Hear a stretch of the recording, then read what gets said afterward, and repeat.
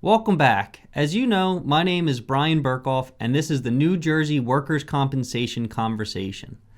I want to start off by thanking everyone for their incredible support as we started this channel last year. And with this, the first video of 2025, I wanted to make sure that you all know we're going to be posting videos monthly on different topics, with the third Wednesday of every month being the goal for our new video releases. To make sure you're watching all the videos, please ensure you're subscribing on our YouTube channel itself, as well as following our blog at Capehart Scatchers so you can get email notifications every time a new video is available. If you have any questions about our content, please feel free to reach out to me. Today's video will be on the topic of Section 20 settlements. In New Jersey, there are two different types of settlements. In our previous video, we discussed a settlement by way of an order approving settlement, which is via Section 22 of the statute. Alternatively, another type is under Section 20. There are a few key distinctions between these types of settlements, and specifically, under Section 20, we are able to resolve the claim permanently.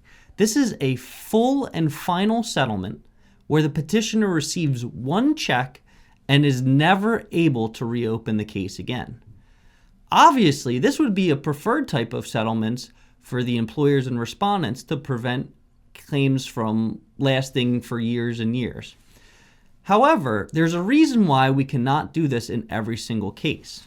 Specifically, there has to be one of four reasons to justify a Section 20 settlement in order to get the judge's approval. These four reasons are jurisdiction, liability, causal relationships, and dependency.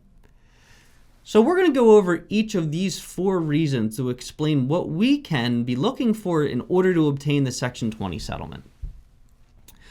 First that we're going to discuss is the issue of liability.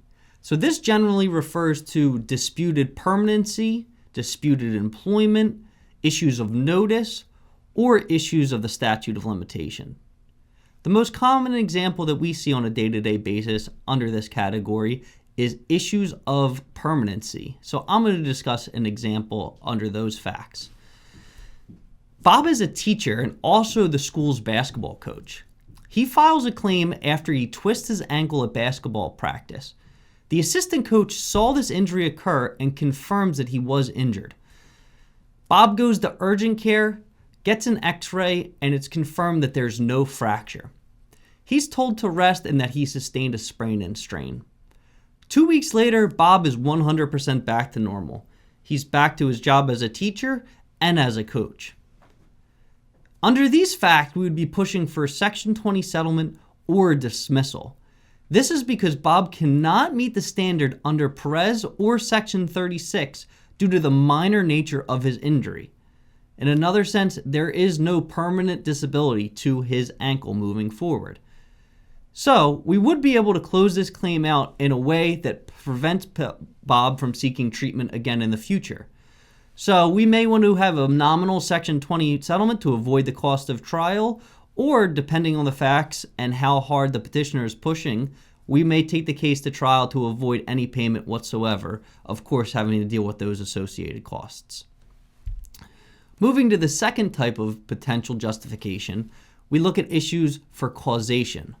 This usually refers to a medical issue where we can say the petitioner's condition is unrelated to the work injury. We could also look to prior accidents, subsequent accidents, or if there's an issue as to whether the accident even occurred in the course of or scope of petitioner's employment. Let's go through another example, changing the facts from before to discuss how an issue of causation may be present that would allow for a Section 20. After the accident that Bob sustains at basketball practice, and he had the clean x-ray, he later injures himself while he's in the woods looking for a golf ball while he's out with friends. After this, he sustains or has much more pain with his ankle and goes back to the urgent care. A new x-ray occurs, and now there shows a fracture in his ankle. In this scenario, we would push for a small Section 20 or a dismissal of the claim, but for the reason that there's issues of causation. Specifically, Bob in this case has had a subsequent accident that muddies the water as to whether or not there was any permanent disability in relation to the original claim. So in this set of facts, we should have no issue having a nominal Section 20, or again, if necessary, proceeding with trial to obtain a full dismissal. Moving to the third justification for a Section 20 settlement, there can be issues of jurisdiction. This means it's not clear that New Jersey is the state where the workers' compensation claim should be brought. Maybe the claim should be brought in Pennsylvania or New York or another state across the country.